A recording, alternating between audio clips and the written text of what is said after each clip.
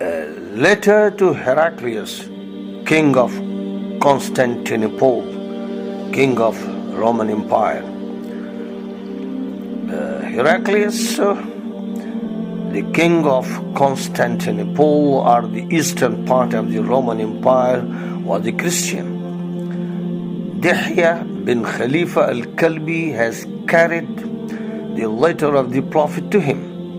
He met the king at Baitul Maqdis, Jerusalem. The king held a special and elegant court for the messenger and asked many questions about the Prophet.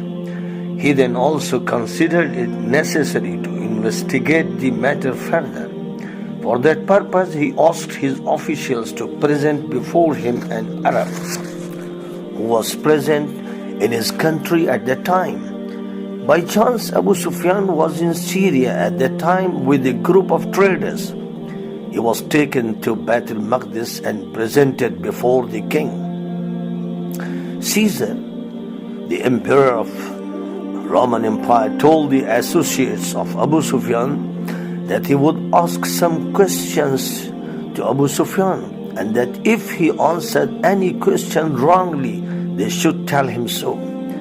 Those days Abu Sufyan was a very bitter enemy of the Prophet. He himself narrated later that if he had not feared that his associates would expose him, he would have told lies. But under these circumstances, he had to speak the truth. The dialogue that went on between the two is recorded in history as follows. Caesar, how is the lineage of Muhammad? Abu Sufyan, honorable and well reputed.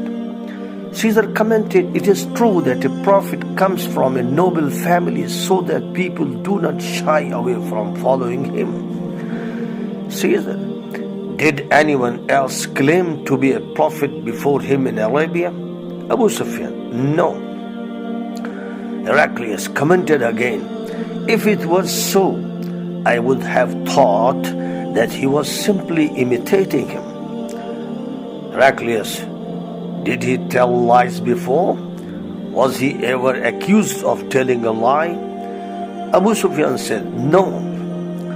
Caesar commented, it is not possible that a person who did not ever tell a lie about the people tells a lie about God.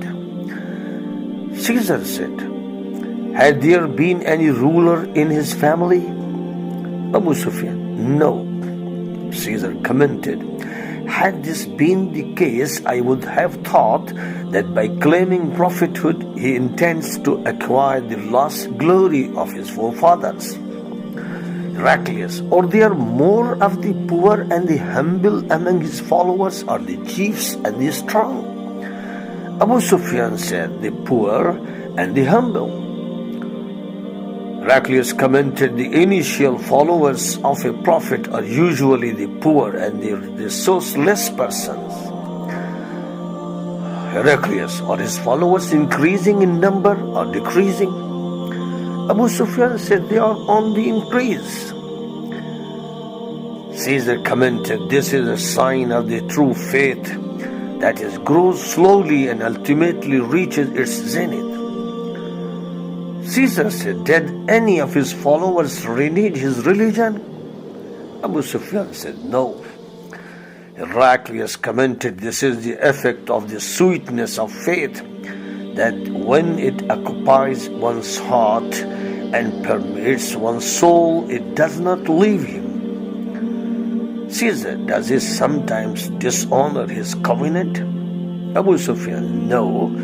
This year we have entered into a treaty with him, and we have yet to see how it fares. Abu Sufyan said later that here only he was about to add a sentence from his side, but Caesar did not pay attention to it and commented, indeed a prophet does not violate a covenant. This is the practice of worldly people. The prophets are not the seekers of the world. Heraclius, did you fight a battle with him? Abu Sufyan, yes. Heraclius, what was the result? Abu Sufyan, sometimes he won and sometimes we did. Caesar commented, "This is what happens to God's prophets. But at the end, God's help and victory come to them." Heraclius, what does he teach? Abu Sufyan said to worship one God, to renounce worshipping idols that our forefathers practiced, to perform salah, prayer, to observe fast, to adopt truthfulness and piety, and to treat relatives with kindness. Caesar commented, "They are the signs mentioned to us of the prophet who was to come. I felt that the time was near for his arrival, but I did not think that he would be born in Arabia." He then told Abu Sufyan, "If you have spoken the truth, then one day he will surely be the ruler of the land where I am sitting now.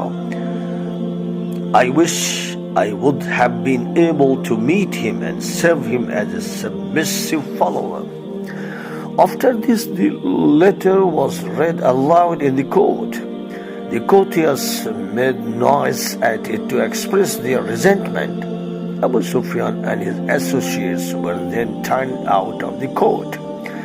Abu Sufyan said later that since that day he developed a feeling of disgrace for himself and a conviction of the honorable future of the Prophet sallallahu alaihi wasallam.